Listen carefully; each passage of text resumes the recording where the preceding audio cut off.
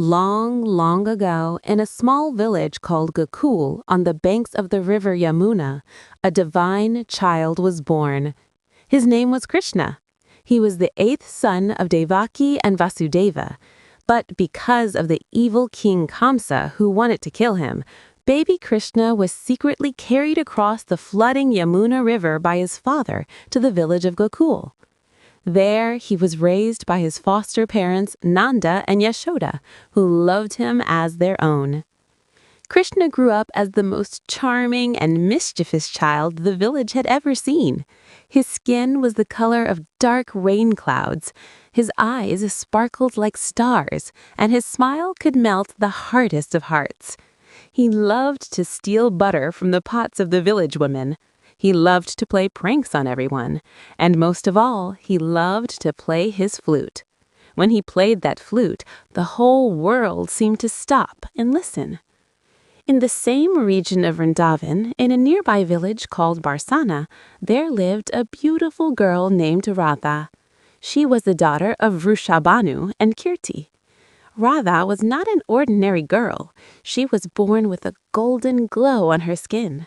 Her beauty was beyond words. Her eyes were like lotus petals. Her hair was long and dark like the night sky. Her voice was sweeter than the song of any bird. From a very young age, Radha had a gentle and loving nature. She cared for the cows, she helped her mother, and she spent her time with her friends, the other gopis of the village.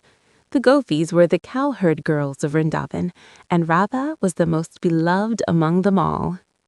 The story of Radha and Krishna's first meeting is told in many beautiful ways. Some say they met when they were just children. Some say their souls had always known each other even before birth. One version tells us that one day, little Krishna wandered into a garden near Barsana. There, sitting under a tree, was young Radha making garlands of wildflowers. Krishna saw her and felt something deep stir in his heart. He walked up to her and smiled. Radha looked up and saw this dark-skinned, beautiful boy with a peacock feather in his hair. Their eyes met, and in that one moment, something eternal was born. They did not speak much. They did not need to. Their hearts understood what words could never say. From that very first look, Radha and Krishna were bound together by a love that was beyond time, beyond the world, and beyond understanding.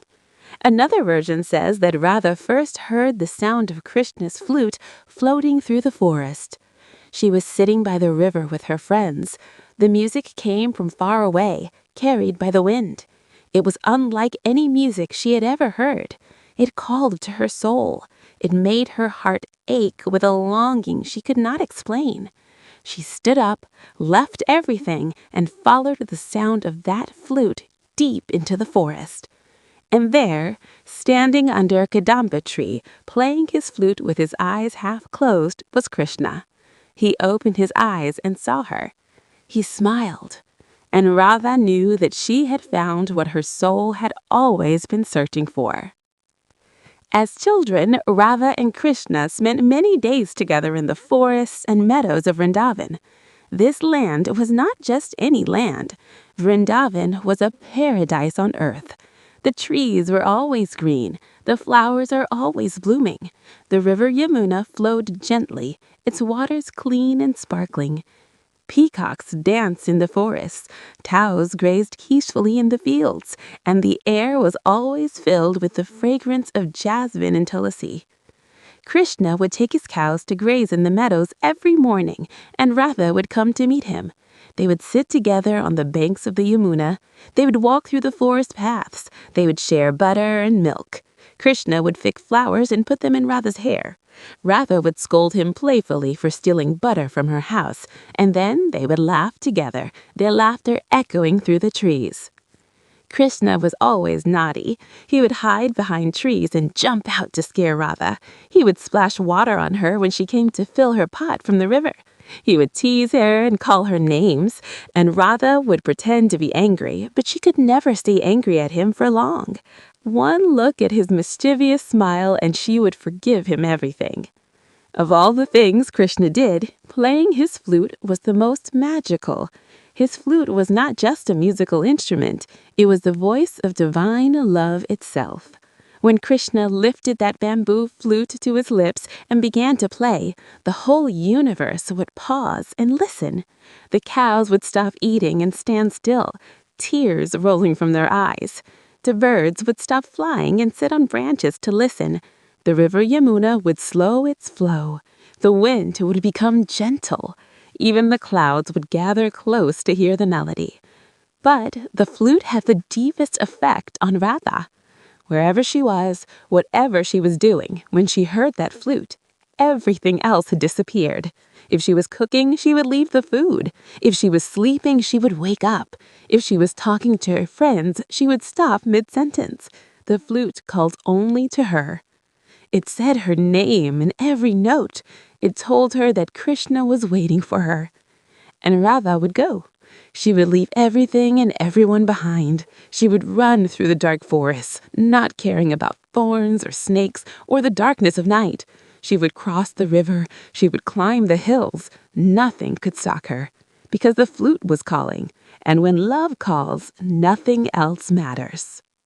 The most famous chapter in the love story of Radha and Krishna is the Rasa Leela, the divine dance of love. It happened on a full moon night in the month of Sharad, which is autumn. The moon was full and golden. The sky was clear and filled with stars. The forest of Vrindavan was bathed in silver moonlight. The Yamuna shimmered like a ribbon of light. On this magical night, Krishna stood at the edge of the forest and began to play his flute.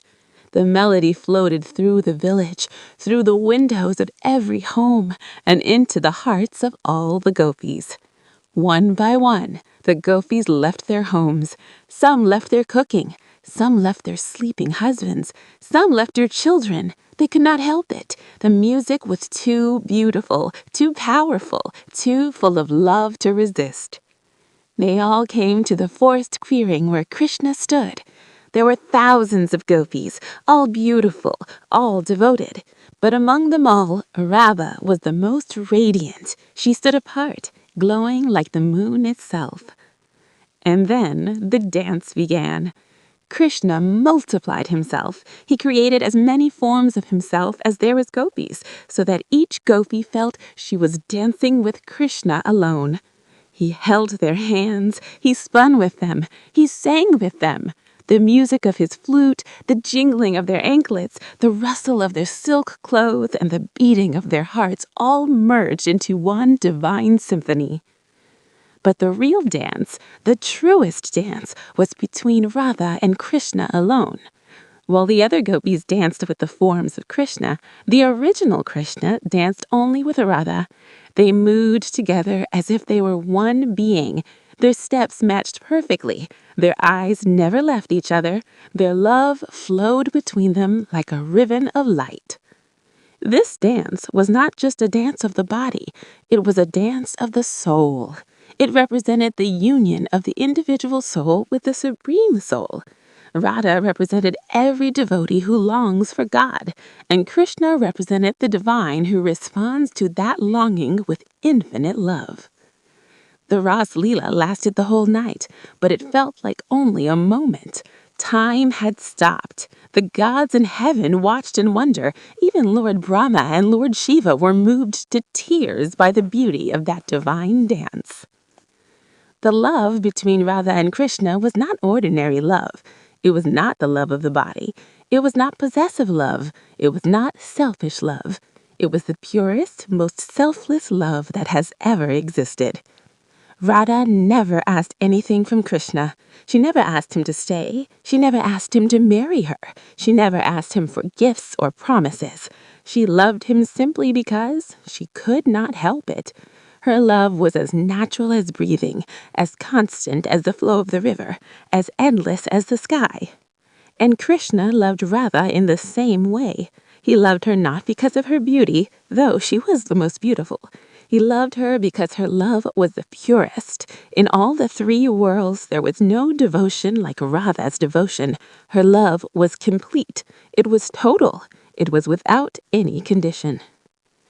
There is a beautiful saying that Krishna is the soul of Radha, and Radha is the soul of Krishna. They were not two separate people. They were two halves of the same whole. Without Radha, Krishna was incomplete. Without Krishna, Radha was incomplete. Together, they were the complete truth of the universe. Krishna himself said that Radha's name was dearer to him than his own. This is why even today devotees say Radhe Radhe or Radhe Krishna. Radha's name always comes first because even Krishna places her before himself. The other gopis of Vrindavan also loved Krishna deeply. They were devoted to him with all their hearts. But they all knew that Radha's love was special. It was on a different level. They respected her. They admired her. They knew that she was Krishna's greatest devotee. Sometimes the gopis would feel jealous of Radha. Why did Krishna always look at her first? Why did he always seek her out? Why was his flute always calling her name? But their jealousy never lasted long. When they saw the depth of Radha's love, when they saw how much she suffered when Krishna was away, when they saw how completely she had surrendered herself to him, they understood. Radha deserved Krishna's special love because she gave everything, held nothing back, and asked for nothing in return. Radha was the leader of the gopis. She was their friend, their sister, their guide. She taught them what true love meant. She showed them that love is not about holding on. It is about letting go. It is not about taking. It is about giving. It is not about joy alone. It is also about pain, longing, and sacrifice.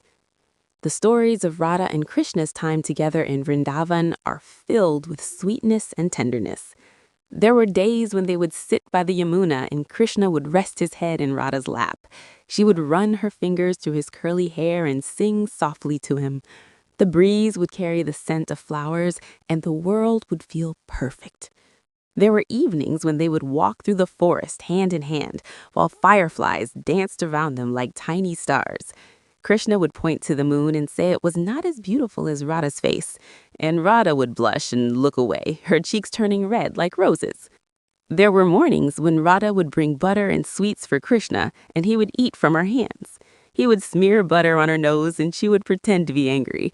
Then he would wipe it off gently with his fingers, and they would both laugh. There were moments when they would play holy together, throwing colors at each other.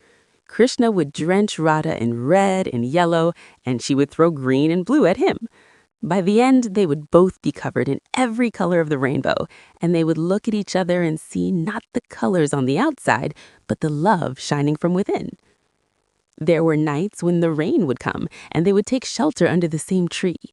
Krishna would wrap his yellow cloth around Radha's shoulders to keep her warm, and they would sit there, listening to the rain, feeling grateful for each other's presence. But the love story of Radha and Krishna is not only about joy, it is equally about pain. In fact, the pain of their separation is what makes their love so powerful and so moving. Even in Vrindavan, there were moments of separation. Krishna would go to graze his cows and Radha would wait for him all day. Every moment without him felt like an age. She would stand at her door, looking down the dusty road, waiting for him to return. Her friends would try to distract her, but she could think of nothing but Krishna. When Krishna was away, Radha would talk to the trees, the birds, the river, asking them if they had seen her beloved. She would hold his flute close to her hat when he left it behind. She would trace his footprints in the mud and place flowers on them. She would close her eyes and see his face. She would hear his flute in every sound of nature, in the wind, in the flowing water, in the song of birds. This pain of separation is called viraha in Sanskrit. It is said that the pain of separation is even deeper than the joy of union, because in separation, love grows stronger. In separation, every memory becomes precious. In separation, the heart learns what truly matters. The most heartbreaking chapter of this love story came when Krishna had to leave Vrindavan. Krishna was not just a cowherd boy. He was an avatar of Lord Vishnu. He had come to earth with a purpose, to destroy evil and protect the good. He had already killed many demons even as a child, but his greatest mission was yet to come. He had to go to the city of Mathura to defeat his evil uncle, King Kamsa, who was tormenting the people. One day, a chariot came from Mathura. It was sent from Kamsa, who had invited Krishna and his brother Balarama to a wrestling match, planning to kill them. Krishna knew he had to go. He knew it was his duty. But he also knew that leaving Vrindavan meant leaving Radha. The night before he left, Krishna went to meet Radha one last time. They met in their favorite spot in the forest, under the kadama tree by the banks of the Yamuna. What words were spoken between them that night, no one truly knows. Some say they spoke softly about their love. Some say they sat in silence, holding each other. Some say Radha cried and Krishna wiped her tears with his own hands. Some say Radha was brave and told Krishna to go and fulfill his destiny. But one thing is certain, Radha did not stop him. She did not beg him to stay. She did not cling to him. Even though her heart was breaking into 1,000 pieces, she let him go because she loved him more than she loved herself, because she knew that his duty was greater than their personal happiness, because her love was selfless. When the chariot carried Krishna away from Vrindavan the next morning, the whole village mourned. The gopis wept, the cows refused to eat, the peacocks stopped dancing, the flowers seemed to wilt. Even the river Yamuna seemed to flow slower, as if it too was grieving. And Radha stood at the edge of the village, watching the chariot grow smaller and smaller until it disappeared on the horizon. She did not cry out loud. She did not fall to the ground. She just stood there, still and silent, her hand on her heart, her eyes on the dusty road, holding the image of Krishna in her soul forever. Krishna went to Mathura. He killed Kamsa. He became a prince. He went on to Dwarka and became a great king. He married Rukmini, who was the incarnation of goddess Lakshmi. He married other queens too. He became the advisor and friend of the Pandavas. He guided Arjuna on the battlefield of Kurukshetra and spoke the divine words of the Bhagavad Gita. But through all of this, through all his great deeds, through all his battles, through all his kingship, Krishna never forgot Radha. She lived in his heart always. She was his first love, his truest love, the love that defined him. And Radha? Radha stayed in Vrindavan. She never left. She spent her days in the same forests, walking the same paths, sitting under the same trees where she and Krishna once sat together. She would go to the banks of the Yamuna and talk to the river about her beloved. She would touch the bark of the kadamba tree and remember how Krishna used to lean against it while playing his flute. The world saw Radha as a woman living in the memory of a lost love, but Radha did not see it that way. For her, Krishna had never left. He was in every flower that bloomed. He was in every bird that sang. He was in every breeze that touched her face. He was in the sunrise and the sunset. He was in her every breath. Her love was so deep, so total, that the physical absence of Krishna could not diminish it even by a little. She became the ultimate symbol of devotion, of love in its highest and purest form. One of the most moving episodes in this story is when Krishna sent his friend and devotee Uddhava to Vrindavan to console the gopis and Radha. Uddhava was a learned man. He was a scholar, a philosopher, a man of great wisdom. Krishna sent him to Vrindavan with a message of spiritual knowledge. He wanted Uddhava to teach the gopis about detachment, about the formless nature of God, about how they should meditate on the supreme truth rather than longing for Krishna's physical presence. But when Uddhava arrived at Vrindavan and saw the gopis, especially Radha, he was completely overwhelmed. He saw their love for Krishna. He saw how the very name of Krishna made them weep with joy and sorrow at the same time. He saw how Radha's every breath was a prayer for Krishna. He saw the flowers, the trees, the animals. Everything in Vrindavan still lived in the memory of Krishna. Uddhava tried to deliver his message of detachment and wisdom, but the gopis, led by Radha, responded with such deep and pure love that Uddhava's philosophical words seemed hollow in comparison.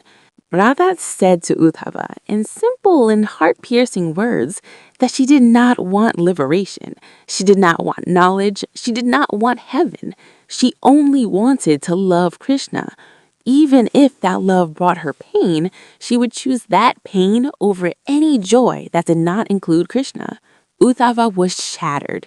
He realized that all his learning, all his philosophy, all his meditation could not match the simple, pure, overwhelming love that Radha had for Krishna. He fell at the feet of the gopis. He said that he wished to be born as a blade of grass in Vrindavan so that the dust of their feet might touch him.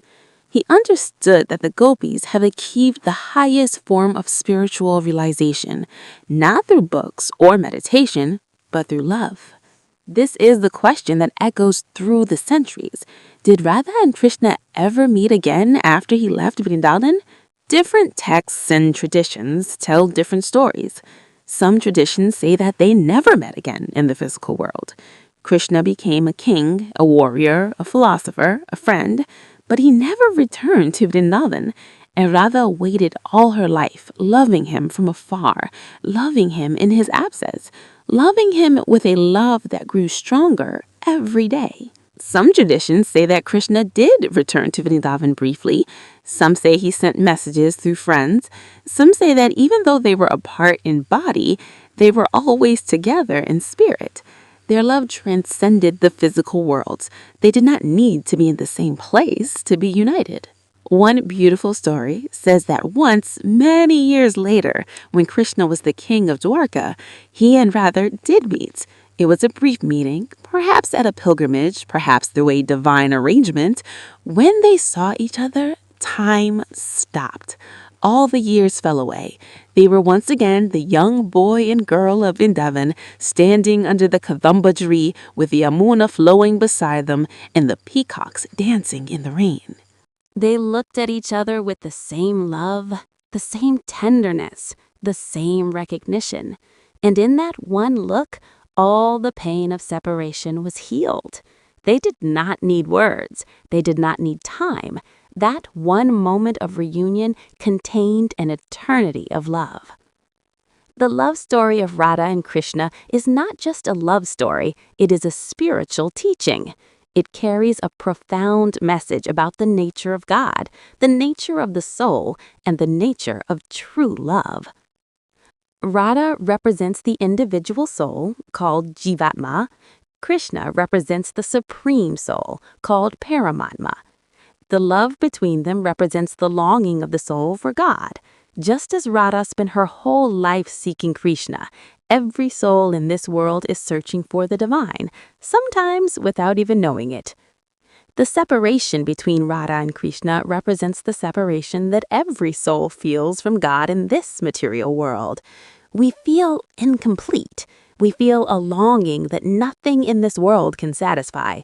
We try to fill it with wealth, with pleasure, with success. But nothing works, because what we are truly longing for is union with the divine. And the message of Radha's love is this: the way to find God is not through rituals alone, not through knowledge alone, not through renunciation alone. The way to find God is through love. Pure, selfless, unconditional love. The kind of love that asks for nothing, that gives everything, that surrenders completely. This is called Bhakti, the path of devotion, and Radha is the supreme example of Bhakti. She is not just a devotee of Krishna, she is the embodiment of devotion itself. Across India and the world, Radha is worshipped and adored with the deepest reverence. In many temples, you will see Krishna's idol, but Radha is always by his side. In fact, in many traditions, Radha is considered inseparable from Krishna. The deity is called Radha Krishna, always together, always one. In the temple town of Vrindavan, even today, thousands of devotees walk the ancient paths where Radha and Krishna once walked. They visit the banks of the Yamuna, they sit under the trees, they sing songs about Radha and Krishna's love, they cry with longing, they dance with joy.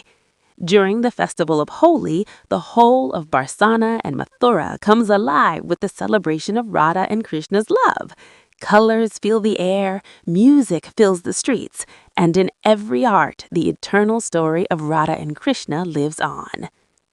During Janmashtami, the birthday of Krishna, devotees all over the world sing about Radha because Krishna's story is incomplete without her. She is his heart. She is his devotion. She is his love. The great poets of India, Jayadeva, Surdas, Mirabai, Vidyapati, Chandidas, all wrote about Radha and Krishna. Jayadeva's Gita Govinda is one of the most beautiful poems ever written, describing the love, separation, and reunion of Radha and Krishna. Surdas sang of Krishna's childhood and his love for Radha with tears streaming down his blind eyes. Mirabai, a princess who gave up everything for Krishna, considered herself Radha's sister in devotion. The love of Radha and Krishna never ended. It can never end, because it was never bound by time or space or the physical world.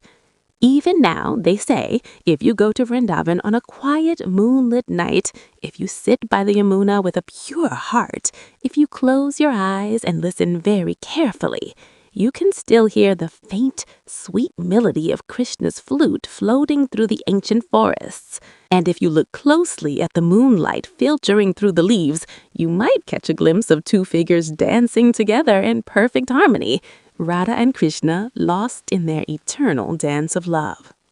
Their love story tells us that true love never dies. It does not need physical presence to survive. It does not need marriage certificates or social approval. It does not need promises or guarantees. True love is simply love, given freely, given completely, given forever.